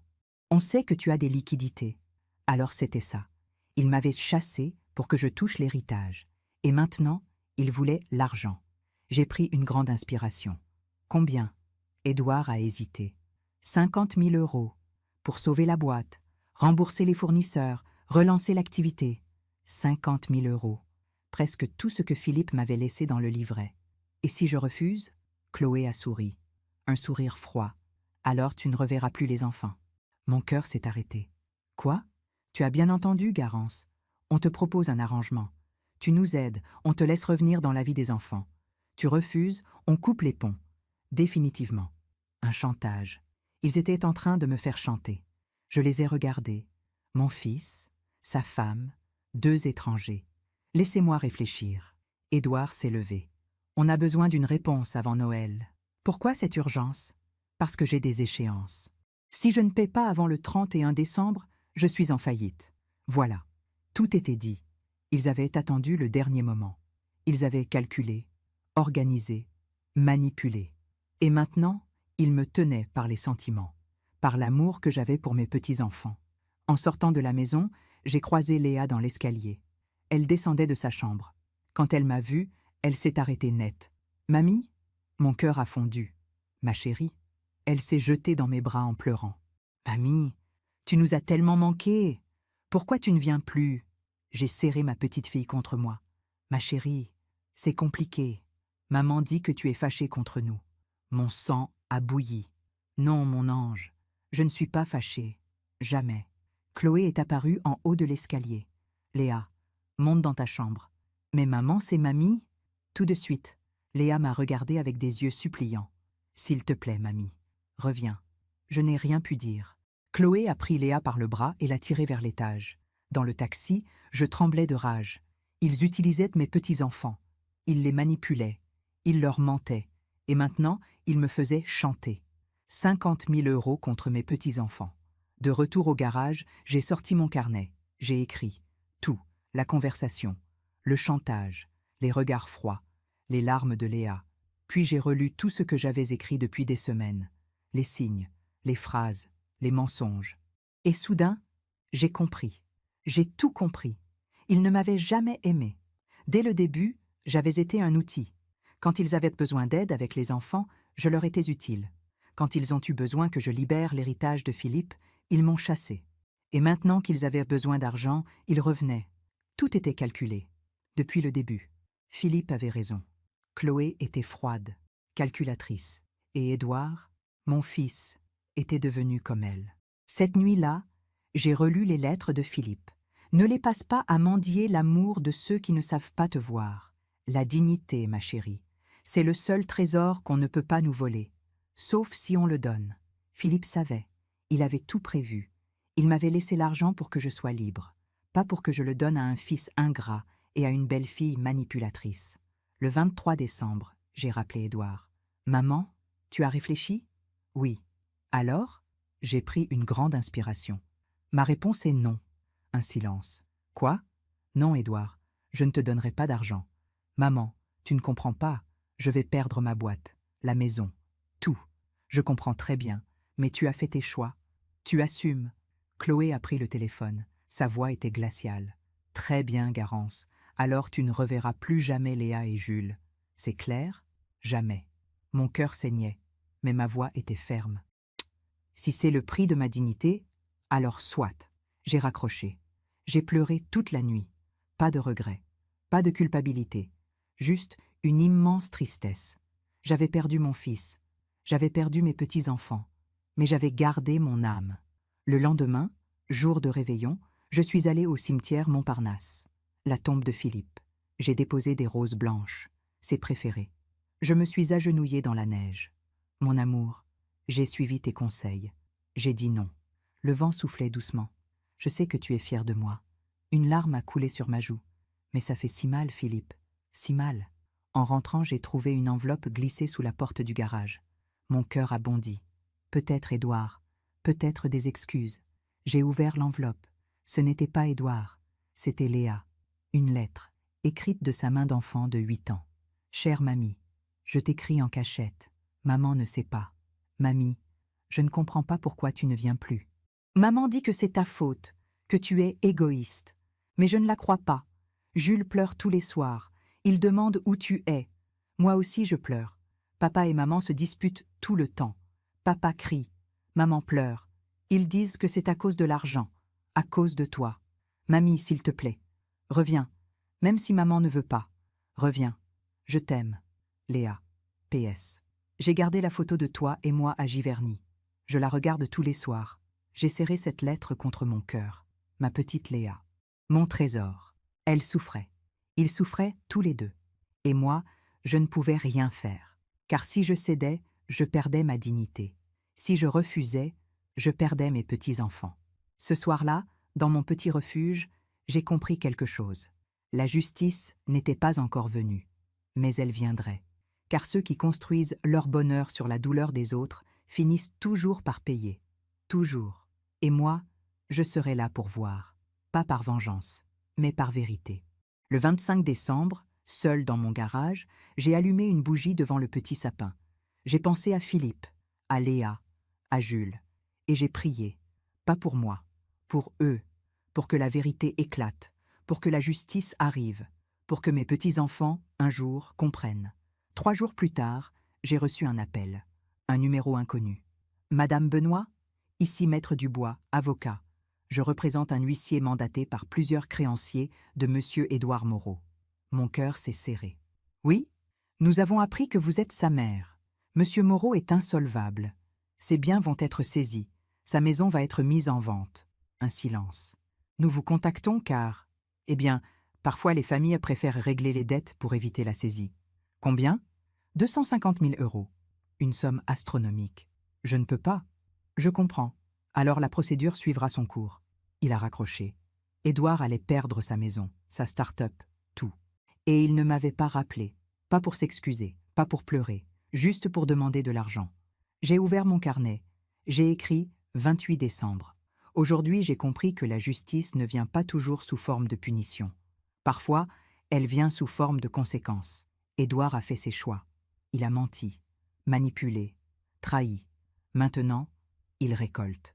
Et moi, je ne pleurerai pas sur sa chute, car un homme qui chasse sa mère sous la pluie ne mérite pas d'être sauvé, même par amour. La vérité était nue désormais. Mon fils n'était plus mon fils, il était devenu un étranger froid, calculateur, sans cœur. Et moi, j'étais enfin libre, libre de l'illusion, libre du mensonge, libre de l'espoir vain. Philippe, où que tu sois, merci. Merci de m'avoir préparé. Merci de m'avoir protégé. Merci de m'avoir laissé ma dignité. Janvier est arrivé avec son cortège de froid et de silence. Les rues de Paris étaient grises. Les gens marchaient vite, emmitouflés dans leurs manteaux. La nouvelle année avait commencé, mais pour moi, c'était comme si le temps s'était arrêté. Chaque matin, je me réveillais avec la même douleur sourde au cœur. Mes petits-enfants. J'avais relu 100 fois la lettre de Léa, ses mots d'enfant, son écriture tremblante. « Mamie, s'il te plaît, reviens. » Mais comment revenir vers ceux qui vous ont chassé? Comment tendre la main vers ceux qui l'ont coupé? Le 10 janvier, alors que je lisais près de la fenêtre, j'ai entendu frapper à la porte du garage. Mon cœur a bondi. Personne ne connaissait cet endroit. Personne sauf... J'ai ouvert. Édouard. Il se tenait là, sous la pluie fine, sans parapluie. Les cheveux mouillés, le visage défait. Il avait vieilli de 10 ans en quelques semaines. « Maman !» Sa voix était brisée. Je suis restée sur le seuil. Je ne l'ai pas fait entrer. « Que veux-tu, Édouard ? Il faut qu'on parle. Nous avons déjà parlé. Tu voulais de l'argent. J'ai refusé. Que reste-t-il à dire ? » Ses yeux se sont remplis de larmes. « Maman, je t'en supplie. Écoute-moi. » J'ai hésité. Puis j'ai reculé pour le laisser entrer. Il est resté debout au milieu du petit espace, regardant autour de lui. Le canapé, la kitchenette, le sapin avec ses vieilles boules. « C'est ici que tu vis ? » ?»« Oui. »« Grâce à ton père. » Il a baissé les yeux. « Je ne savais pas que papa avait... » Philippe savait tout, Édouard. Il savait ce que tu deviendrais. Il savait que tu me chasserais. Alors, il m'a protégée. Un silence lourd. Édouard s'est assis sur le bord du canapé. Il se tenait la tête entre les mains. « Maman, je suis désolé. » Ces mots, enfin, mais ils sonnaient creux. Désolé de quoi exactement? Il a relevé la tête. De tout. De t'avoir parlé comme je l'ai fait. De t'avoir chassé. De m'avoir utilisé? De m'avoir manipulé? De m'avoir fait chanter? Il a pâli. Maman, ce n'était pas quoi? Il s'est levé, nerveux. Écoute, j'étais sous pression. La boîte coulait. Chloé était stressée. Les enfants étaient difficiles. J'ai craqué. Tu as craqué. Oui, et tu t'es défoulé sur moi, sur ta mère. Je sais, j'ai eu tort. Je l'ai regardé. Vraiment regardé. Cet homme de 41 ans, avec ses traits tirés et ses yeux fuyants, ce n'était plus mon petit garçon qui jouait du piano dans le salon. Ce n'était plus l'adolescent qui voulait un mariage comme celui de ses parents. C'était un homme brisé par ses propres choix. « Pourquoi es-tu venu, Édouard ?» Il a pris une grande inspiration. « Parce que tout s'effondre, maman. Je sais. L'huissier m'a appelé. » Il a écarquillé les yeux. « Il t'a appelé ?»« Oui. » « Pour me demander si je voulais régler tes dettes ? 250 000 €. Il a baissé la tête. « Et tu as dit non. Évidemment. Pourquoi? Ma voix s'est durcie. Pourquoi? Parce que tu m'as traitée de vieille idiote, parce que tu m'as chassée sous la pluie, parce que tu m'as fait chanter avec mes propres petits-enfants. Voilà pourquoi. Édouard s'est effondré sur le canapé, la tête dans les mains. Maman, si tu ne m'aides pas, je perds tout. La maison, la boîte, tout. Je sais. Et ça ne te fait rien? J'ai senti ma gorge se serrer. Si, ça me fait quelque chose. Tu es mon fils, mais tu n'es plus l'homme que j'ai élevé. Je suis toujours ton fils. Non, mon fils ne m'aurait jamais traité comme tu l'as fait. Mon fils m'aurait respecté, aimé, protégé. Un silence. Papa t'a protégé. Moi, je t'ai trahi. Édouard s'est mis à pleurer. De vraies larmes. Des sanglots d'homme brisé. Maman, je suis perdu. Je ne sais plus qui je suis. Chloé me pousse. Elle veut toujours plus. Plus d'argent, plus de luxe, plus de statut. Et moi, j'ai essayé de suivre. Mais je n'y arrive pas. Alors pourquoi restes-tu avec elle? Il a levé les yeux vers moi. Parce que j'ai peur. Peur d'être seul. Peur d'échouer. Peur de décevoir. Tu m'as déjà déçu, Édouard. Le jour où tu as choisi sa froideur plutôt que mon amour. Il s'est levé et s'est approché de moi. Maman, s'il te plaît, aide-moi. Je te rembourserai. Je te jure. Comment? Tu es ruiné. Je trouverai un moyen. Je travaillerai. Je reconstruirai. Mais s'il te plaît, ne me laisse pas tomber. J'ai reculé. Édouard, écoute-moi bien. Je l'ai regardé droit dans les yeux. Si je te donne cet argent, tu ne changeras pas. Tu continueras à vivre au-dessus de tes moyens. Tu continueras à laisser Chloé te manipuler. Tu continueras à faire les mauvais choix. Non, je te promets. Les promesses, tu les as déjà faites. À ton père, à moi, et tu les as toutes brisées. Il a reculé, comme frappé. Alors tu ne feras rien? Tu me laisseras couler? Non, Édouard, ce n'est pas moi qui te laisse couler. C'est toi qui as choisi de sauter dans l'eau sans savoir nager. C'est facile à dire pour toi. Tu as l'argent de papa. Ma voix s'est faite glaciale. Cet argent, ton père me l'a laissé pour que je vive dignement. Pas pour que je sauve un fils ingrat qui m'a chassé comme une moins que rien. Édouard a serré les poings. Très bien, très bien.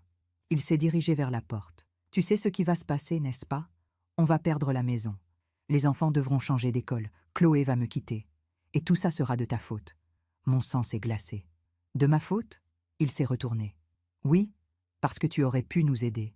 Mais tu as choisi ton orgueil. Quelque chose en moi s'est brisé. Non, pas brisé, libéré. Édouard, regarde-moi. Ma voix était calme, froide, ferme. Pendant 3 ans, j'ai vécu chez vous. J'ai cuisiné, j'ai fait le ménage, j'ai élevé tes enfants, j'ai tout donné, gratuitement, par amour. Il a baissé les yeux. Vous m'avez traité comme une bonne. Vous m'avez humilié, isolé, et quand je n'ai plus été utile, vous m'avez jeté. Ce n'est pas vrai. Si, et tu le sais. J'ai ouvert un tiroir et j'ai sorti mon carnet bleu. Tu vois ça? J'ai tout écrit. Tout. Les phrases de Chloé, tes regards froids, le piège du dîner, la conversation que j'ai entendue au marché où Chloé avoue avoir organisé mon expulsion. Édouard a blêmi. Tu as entendu ça? Oui, j'ai tout entendu. J'ai tout noté. J'ai refermé le carnet. Alors ne viens pas me dire que c'est de ma faute. Tes problèmes, tu les as créés. Toi, pas moi. Édouard a reculé vers la porte. Je vois. Tu veux ta revanche? Non, Édouard. Je ne veux pas de revanche. Je veux juste ma paix. Eh bien, tu l'auras. Mais ne t'attends pas à revoir Léa et Jules. Jamais. Ces mots ont frappé mon cœur comme un coup de poignard. Tu utilises tes propres enfants comme monnaie d'échange? Ce sont mes enfants, pas les tiens. Ils sont mes petits-enfants. Plus maintenant. Il est sorti en claquant la porte. Je suis restée immobile, tremblante. C'était fini. Vraiment fini. Je venais de perdre mon fils. Définitivement. Et mes petits-enfants avec lui. Cette nuit-là, j'ai pleuré comme je n'avais pas pleuré depuis la mort de Philippe. J'ai pleuré toutes les larmes de mon corps. Mais au fond de moi, je savais. Je savais que j'avais fait le bon choix. Car une mère qui sauve son fils de toutes ses erreurs l'empêche de grandir. Et un fils qui chantonne sa mère avec ses propres petits-enfants ne mérite pas d'être sauvé. Le lendemain matin, j'ai reçu un message de Chloé. « Garance, puisque vous refusez de nous aider, nous quittons Paris. Nous déménageons en province. Vous ne saurez pas où. Ne cherchez pas à nous contacter. Les enfants n'ont pas besoin d'une grand-mère égoïste. » Égoïste. J'avais donné 3 ans de ma vie. J'avais tout sacrifié. Et maintenant, j'étais égoïste. J'ai relu le message 10 fois, puis je l'ai effacé, et j'ai éteint mon téléphone. Pendant les semaines qui ont suivi, j'ai vécu dans une sorte de brouillard. Je sortais peu. Je mangeais à peine. Je regardais par la fenêtre en pensant à Léa et Jules. Étaient-ils heureux? Tristes? Me cherchaient-ils? Je ne le saurais jamais. Un matin de février, alors que je buvais mon thé, j'ai entendu frapper à la porte. Encore. Mon cœur a battu fort. Édouard? Chloé? J'ai ouvert. C'était Henri Renaud, l'ami de Philippe. « Bonjour, Garance. Je peux entrer ?» Henri s'est assis. Il avait l'air grave. « Garance, il faut que tu saches quelque chose. »« Quoi donc ?»« Édouard et Chloé n'ont pas déménagé en province. » Mon cœur a bondi. « Comment ça ?»« Ils sont toujours à Paris. Ils ont quitté la maison de Neuilly, c'est vrai. Elle a été saisie. Mais ils vivent maintenant dans un petit appartement à Levallois. Un 2 pièces. Comment le sais-tu? J'ai des contacts, j'ai fait des recherches, discrètement. Il a sorti une enveloppe. Et j'ai découvert autre chose. Henri a posé des documents sur la table. Chloé a quitté Édouard. Mon sang s'est glacé. Quoi? Oui, il y a 3 semaines. Elle a demandé le divorce. Et elle a pris la garde exclusive des enfants. Mais pourquoi? Henri a soupiré. Parce qu'Édouard n'a plus rien. Plus d'argent, plus de statut, plus de maison. Chloé est une femme calculatrice. Elle ne reste pas avec les perdants. J'ai senti ma tête tourner. Édouard était seul, ruiné, abandonné. Et les enfants? Chloé a la garde. Édouard a un droit de visite un week-end sur 2. Mais d'après ce que j'ai compris, il ne vient même pas les chercher. Il a honte. Honte? Oui, honte d'avoir tout perdu. Honte de ne pas pouvoir les emmener dans un bel endroit. Honte d'être devenu rien. Henri m'a pris la main. Garance, je te dis tout ça parce que tu as le droit de savoir. Mais je veux aussi te dire une chose importante. Quoi? Tu as bien fait de refuser de l'aider. J'ai senti des larmes monter. Vraiment?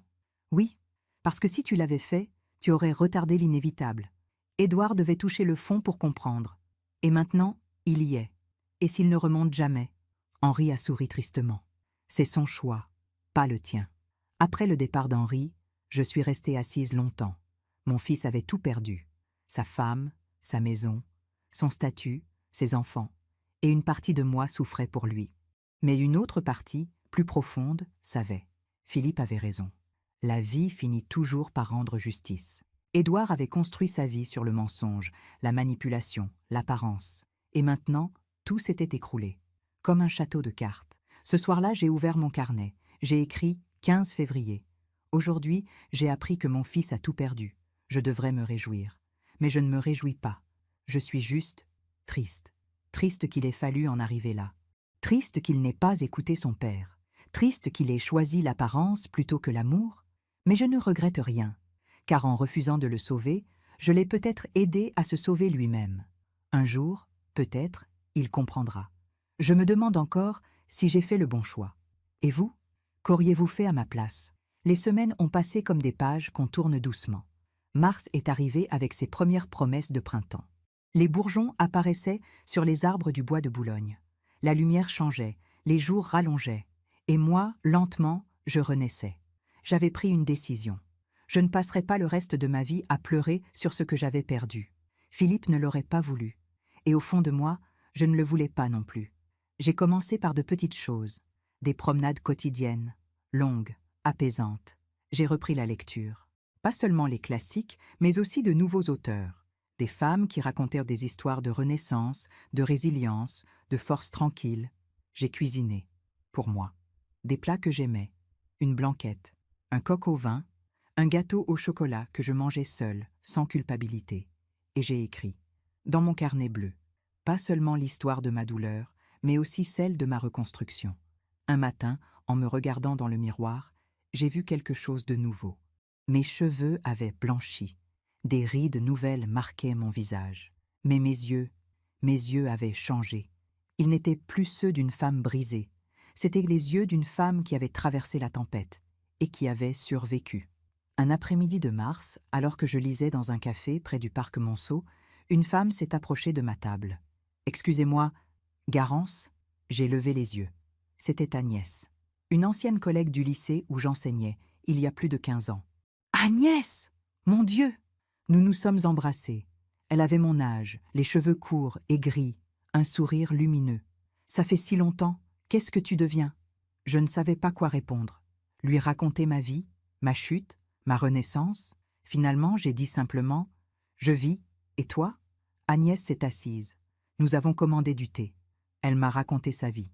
Son divorce, il y a 10 ans. Ses 2 filles, maintenant adultes et indépendantes. Sa nouvelle passion pour l'aquarelle.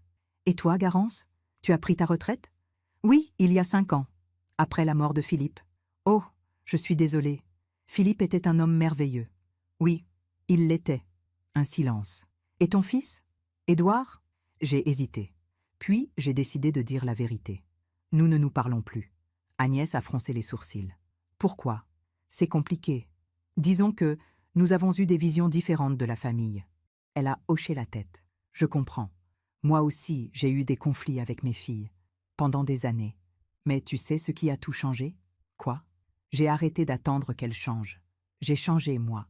J'ai construit ma vie, ma vraie vie. Et quand elles ont vu que j'étais heureuse sans leur validation, elles sont revenues. Ces mots ont résonné en moi pendant des jours. J'ai construit ma vie, ma vraie vie. Qu'est-ce que ma vraie vie? Pendant 42 ans, j'avais été l'épouse de Philippe. Pendant 41 ans, j'avais été la mère d'Édouard. Pendant 8 ans, j'avais été la grand-mère de Léa et Jules. Mais qui étais-je? Moi, Garance. J'ai commencé à me poser cette question tous les matins. Et lentement, des réponses ont émergé. J'aimais la littérature, toujours. J'aimais enseigner, transmettre. J'aimais les gens, les histoires, les âmes. Un jour, en passant devant une médiathèque de quartier, j'ai vu une affiche. Bénévole recherché pour cours d'alphabétisation. Aider des adultes à apprendre à lire. Mon cœur a battu plus fort. J'étais professeur de lettres, j'avais enseigné pendant 25 ans. Peut-être pouvais-je encore transmettre. Je me suis inscrite le jour même. Tous les mardis et jeudis, j'allais à la médiathèque. J'enseignais la lecture à des adultes, des migrants pour la plupart, des hommes et des femmes qui avaient tout quitté pour recommencer une vie ici. Ils me regardaient avec des yeux pleins de reconnaissance. « Madame Garance, grâce à vous, je peux lire les lettres de l'école de mes enfants. Madame Garance, aujourd'hui, j'ai lu mon premier livre en français. Madame Garance, vous m'avez donné un cadeau que personne ne pourra me reprendre. Les mots. Pour la première fois depuis des années, je me sentais utile, vraiment utile, pas utilisée. Utile, pas par obligation familiale, par choix. Et cette différence changeait tout. Un soir d'avril, alors que je rentrais de la médiathèque, j'ai croisé une silhouette familière près du bois de Boulogne. Une petite fille, 8 ou 9 ans, blonde. Mon cœur s'est arrêté. Léa. Elle était assise sur un banc, seule, un cartable à ses pieds. Elle pleurait. J'ai couru vers elle. Léa. Elle a levé les yeux. Quand elle m'a vue, son visage s'est illuminé. Mamie. Elle s'est jetée dans mes bras. Ma chérie, qu'est-ce que tu fais là, toute seule? Maman devait venir me chercher à l'école. Mais elle est en retard. Ça fait 1 heure. Mon sang s'est glacé. 1 heure? Et tu n'as pas de téléphone? Non. Maman dit que je suis trop petite. J'ai regardé autour de moi. Personne. Où habites-tu maintenant? À Levallois, rue Anatole France. J'ai pris la main de Léa. Viens, on va rentrer ensemble. Dans le taxi, Léa s'est blottie contre moi. Mamie, tu m'as tellement manqué. Toi aussi, ma chérie. Toi aussi. Pourquoi tu n'es plus jamais venue nous voir? J'ai cherché les mots. Parfois, les adultes se disputent, et les enfants en souffrent. Mais ce n'est jamais de votre faute. Tu comprends? Elle a hoché la tête. Maman dit que tu ne nous aimes plus. Mon cœur s'est brisé. Léa, écoute-moi bien. Je t'aime. Toi et Jules. Plus que tout au monde. Ne l'oublie jamais. Jamais. Devant l'immeuble de Levallois, j'ai accompagné Léa jusqu'à la porte. C'était un immeuble modeste, très loin de la maison bourgeoise de Neuilly. Léa a sonné. Personne. Elle a fouillé dans son cartable et a sorti une clé. Maman m'a donné une clé, au cas où. Une enfant de 8 ans avec une clé. Seule pendant des heures. Nous sommes montés au 3e étage. L'appartement était petit. 2 pièces, un salon-cuisine, une chambre. Où dors-tu? Sur le canapé, avec Jules. Maman dort dans la chambre. Mon cœur saignait. Léa m'a montré l'appartement. Des cartons encore empilés dans un coin. Peu de meubles, pas de décoration. Sur le réfrigérateur, une photo. Chloé, souriante, avec un homme que je ne connaissais pas. « C'est qui ?» ai-je demandé. « Le nouveau copain de maman. Il s'appelle Stéphane. Il est gentil, mais il ne veut pas qu'on habite avec eux. Pourquoi? Il dit que les enfants, ça coûte cher. J'ai préparé un goûter pour Léa. Du pain, du chocolat.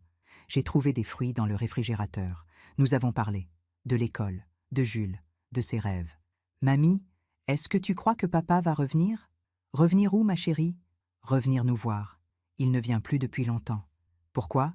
Maman dit qu'il a honte, qu'il n'a plus d'argent pour nous emmener dans de beaux endroits. Édouard avait honte. Mon fils, qui avait tout sacrifié pour l'apparence, ne venait même plus voir ses enfants parce qu'il avait honte de sa pauvreté. Vers 18 heures, la porte s'est ouverte. Chloé. Quand elle m'a vue, elle s'est figée. « Garance, qu'est-ce que vous faites ici? J'ai trouvé Léa seule, en pleurs, près de l'école. Depuis 1 heure. » Chloé a pâli. « J'ai eu un imprévu. Un imprévu qui vous fait oublier votre fille pendant 1 heure ?» Elle a serré les dents. « Ce ne sont pas vos affaires. » « Si, quand il s'agit de la sécurité de ma petite fille. » Chloé a posé son sac. Elle avait l'air épuisée. Plus de maquillage impeccable. Plus de tailleur élégant. Juste une femme fatiguée dans un jean et un pull. « Écoutez, Garance, ma vie n'est pas facile en ce moment. Je fais ce que je peux. Je ne juge pas. Je constate. » Elle s'est assise. « Que voulez-vous » J'ai pris une grande inspiration. « Je veux voir mes petits-enfants. » Hors de question. « Chloé, regardez la réalité. Vous travaillez. Vous avez une vie. Ces enfants ont besoin de stabilité, de présence. Ils ont ce qu'il faut. » Léa était seule pendant 1 heure, sur un banc, en pleurant. Un silence. Chloé a baissé les yeux. Je sais que je ne suis pas une mère parfaite, mais je fais ce que je peux. Toute seule. Vous n'êtes pas obligée d'être seule. Elle a relevé la tête. Quoi? Laissez-moi les voir. 1 fois par semaine. Le mercredi, par exemple. Je peux les récupérer à l'école, leur faire leurs devoirs, les nourrir, les ramener ici le soir. Elle m'a regardée, méfiante. Pourquoi feriez-vous ça? Parce que ce sont mes petits-enfants, et que je les aime. Chloé a réfléchi longuement. Puis elle a dit, d'une voix fatiguée, « D'accord, mais à une condition. » Laquelle? Vous ne parlez jamais de moi. Vous ne les montez pas contre moi. Je ne l'ai jamais fait, et je ne le ferai jamais.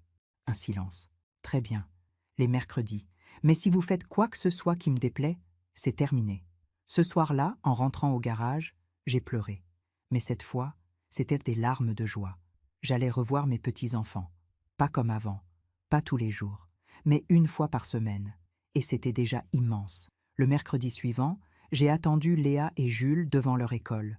Quand ils m'ont vue, ils ont couru vers moi en criant « Mamie !» Je les ai serrés dans mes bras. Leurs petits corps chauds, leur rire, leurs mains dans les miennes. Mon cœur était plein. Nous sommes allés au parc, puis au café. J'ai acheté des crêpes. Nous avons ri, parlé, joué. Jules m'a raconté l'école. Léa m'a montré ses dessins. « Mamie, regarde, c'est toi et moi. » Sur le dessin, une grande dame et une petite fille se tenaient par la main. Au-dessus, un soleil immense. C'est magnifique, ma chérie. Je l'ai fait pour toi, pour que tu n'oublies pas que je t'aime.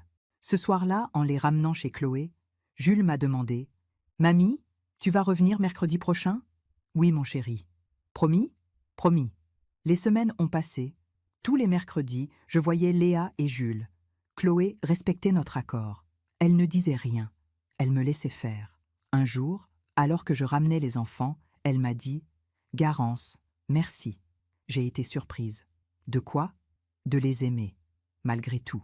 Un mercredi de mai, alors que je me promenais avec les enfants au jardin du Luxembourg, j'ai vu une silhouette assise sur un banc, à l'écart. Édouard. Mon cœur s'est arrêté. Il regardait les enfants jouer au loin. Il ne m'avait pas vu. Il avait maigri. Ses vêtements étaient froissés. Son visage était marqué. J'ai hésité. Devais-je l'ignorer? Partir? Puis Léa a crié « Papa !» Elle a couru vers lui. Édouard s'est levé. Il a ouvert les bras. Léa s'est jetée contre lui en pleurant. « Papa, tu m'as tellement manqué !» Jules a couru à son tour. « Papa !» J'ai observé la scène de loin. Mon fils, si fier autrefois, pleurait en serrant ses enfants. Puis il a levé les yeux. Il m'a vu. Nos regards se sont croisés. J'ai vu dans ses yeux tout ce qu'il n'avait jamais dit. Le regret, la honte, la douleur. J'ai vu un homme brisé, un homme qui avait tout perdu, et qui comprenait enfin. J'aurais pu partir, l'ignorer, le punir, mais quelque chose en moi a changé. Je ne voulais plus de guerre, je voulais la paix. Je me suis approché lentement. « Bonjour, Édouard. » Il a baissé les yeux. « Bonjour, maman. » Un long silence. Puis il a dit, d'une voix brisée, « Je suis désolé. Je sais. Non, tu ne sais pas. Je suis désolé pour tout. Pour ce que je t'ai dit, pour ce que je t'ai fait, pour... » Sa voix s'est cassée. Pour avoir été un mauvais fils. Les enfants nous regardaient, inquiets. J'ai posé ma main sur l'épaule d'Édouard. « Tu n'es pas un mauvais fils. Tu es un fils perdu. Mais on peut toujours se retrouver. » Il a levé les yeux vers moi. « Tu peux me pardonner ?» J'ai réfléchi longuement. Puis j'ai dit « Je ne sais pas encore, mais je peux essayer. » Nous avons marché ensemble, en silence. Les enfants couraient devant. Édouard m'a raconté sa faillite, son divorce, sa solitude. « J'ai tout perdu, maman, tout. Pas tout. Tu as tes enfants. Mais je ne les vois presque plus. J'ai honte. Honte de quoi? De n'avoir rien à leur offrir. Pas de cadeaux, pas de sortie, rien. » Je me suis arrêtée. Je l'ai regardé droit dans les yeux. « Édouard, écoute-moi bien. Tes enfants n'ont pas besoin de cadeaux. Ils ont besoin de toi, de ta présence, de ton amour. » Il a secoué la tête. « Mais je n'ai rien. Tu as tout. Tu as un cœur. Tu as des bras. Tu as du temps. C'est ça, l'essentiel. » Il a pleuré. Longtemps. Et pour la première fois depuis des mois, j'ai vu mon fils, le vrai. Celui qui avait été perdu sous les mensonges, l'orgueil et l'apparence. Ce jour-là, je n'ai pas pardonné Édouard. Pas encore. Mais j'ai compris quelque chose d'essentiel. La justice n'est pas la vengeance. La justice, c'est laisser les conséquences naturelles faire leur œuvre. Édouard avait perdu tout ce qu'il avait construit sur le mensonge. Mais il avait gagné quelque chose de plus précieux, la lucidité. En rentrant au garage ce soir-là, j'ai ouvert mon carnet bleu. J'ai écrit 15 mai. Aujourd'hui, j'ai revu mon fils. Il a changé. Pas par mes paroles, pas par ma colère, mais par la vie. La vie l'a brisé. Pour mieux le reconstruire, Philippe avait raison. La vie finit toujours par rendre justice. Mais la vraie justice n'est pas la punition. C'est la transformation. Ce soir-là, pour la première fois depuis des mois, j'ai dormi profondément. Sans colère, sans rancœur. Avec juste une certitude tranquille. J'avais fait le bon choix. En refusant de sauver Édouard, je l'avais laissé tomber, pour qu'il apprenne à se relever seul. Et maintenant, enfin, il se relevait. 2 ans ont passé. 2 ans pendant lesquels j'ai reconstruit ma vie, pierre par pierre. Mes mercredis avec Léa et Jules sont devenus le cœur de ma semaine. Le bénévolat à la médiathèque me donnait un but. Mes promenades au bois de Boulogne me donnaient la paix. J'avais 73 ans. Et pour la première fois depuis longtemps, j'étais heureuse. Édouard avait trouvé un emploi modeste dans une petite agence d'architecture. Il voyait ses enfants un week-end sur 2. Il vivait dans un studio à Montreuil. Un soir, il m'a téléphoné. « Maman, il faut que je te dise quelque chose. »« Oui, j'ai compris. J'ai compris pourquoi tu as refusé de m'aider. Si tu m'avais sauvée, je n'aurais jamais changé. » Un silence. « Tu m'as sauvée en me laissant tomber. » Chloé, elle, avait épousé son nouveau compagnon, un homme riche, beaucoup plus âgé qu'elle. Mais d'après ce que Léa me racontait, elle n'avait pas l'air heureuse. « Mamie, Stéphane crie tout le temps et maman pleure souvent. » Pourquoi pleure-t-elle? Je ne sais pas, mais elle dit qu'elle est fatiguée, que personne ne l'aime vraiment. Un jour de novembre, j'ai reçu un appel de l'hôpital Bichat. « Madame Benoît, nous avons admis Madame Chloé Moreau. Elle a eu un malaise. Elle vous a demandé. » Mon cœur a battu fort. J'arrive. Dans le couloir de l'hôpital, j'ai croisé Chloé qui sortait d'une chambre. Elle portait une blouse d'hôpital. Son visage était pâle, ses yeux vides. Quand elle m'a vue, elle s'est arrêtée. Nous nous sommes regardés en silence. Elle m'avait traitée de vieille idiote. Elle m'avait chassée. Elle m'avait manipulée. Et maintenant, 2 ans plus tard, je retrouvais ce même regard vide dans un couloir d'hôpital. La vie finit toujours par rendre ce qu'on lui donne. Garance, sa voix était brisée. Oui, je suis désolée. Pour la première fois, elle semblait sincère. De quoi? De tout. De vous avoir traité comme je l'ai fait. De vous avoir utilisé. De vous avoir chassé. Un silence. Vous aviez raison. J'ai tout construit sur l'apparence, sur l'argent, sur le calcul. Et maintenant, Elle a éclaté en sanglots. Maintenant, je n'ai plus rien. Stéphane me traite comme une moins que rien. Mes enfants me fuient. Je suis seule. J'aurais pu me réjouir. J'aurais pu savourer cette victoire. Mais je n'ai ressenti que de la tristesse. Chloé, la vie nous enseigne toujours, parfois doucement, parfois durement. Elle a levé les yeux vers moi. Comment faites-vous pour être si en paix, après tout ce que nous vous avons fait? Parce que j'ai choisi la dignité plutôt que la vengeance.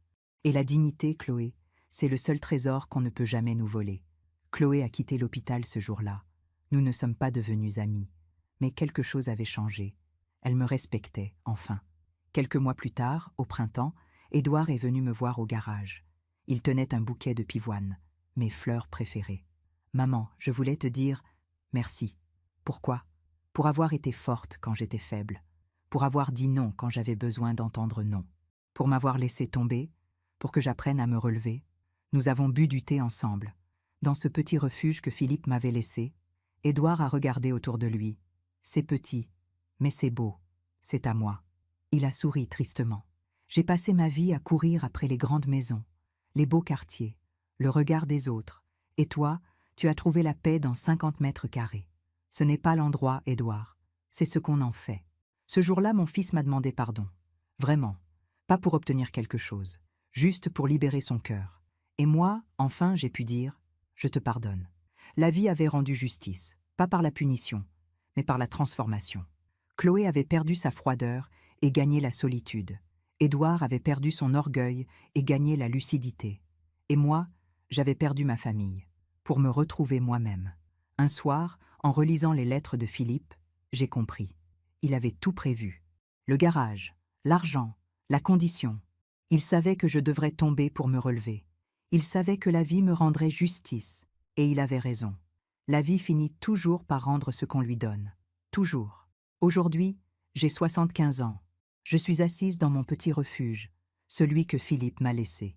Mon châle bleu sur les épaules. Une tasse de thé fumant entre mes mains. Par la fenêtre, je vois les arbres du bois de Boulogne danser dans le vent. C'est un matin de printemps. Le soleil brille. Et je suis en paix. Il y a 4 ans, mon fils m'a traité de vieille idiote et m'a chassée sous la pluie. J'ai dormi dans un garage. J'ai cru que ma vie était finie. Mais ce n'était pas la fin. C'était le commencement. Aujourd'hui, je vois Léa et Jules tous les mercredis. Ils ont grandi. Léa a 12 ans maintenant. Jules, 10 ans. Ils me racontent leurs rêves. Je leur apprends à cuisiner, à lire Proust, à regarder le monde avec émerveillement. Édouard vient me voir une fois par mois. Nous buvons du thé. Nous parlons. Pas comme avant, mais différemment, avec vérité. Il s'est reconstruit, lentement, humblement. Il n'est plus l'homme qui m'a chassé. Il est devenu l'homme que Philippe espérait qu'il devienne. Chloé, je ne la vois presque plus. Mais Léa me dit qu'elle a quitté son mari, qu'elle vit seule maintenant, qu'elle cherche encore le bonheur dans les mauvais endroits. Peut-être qu'un jour, elle comprendra. Ou peut-être pas. Ce n'est plus mon combat. Vous savez, on m'a souvent demandé « Garance, comment as-tu fait pour pardonner ?» Je réponds toujours la même chose. Je n'ai pas pardonné par bonté. J'ai pardonné par nécessité.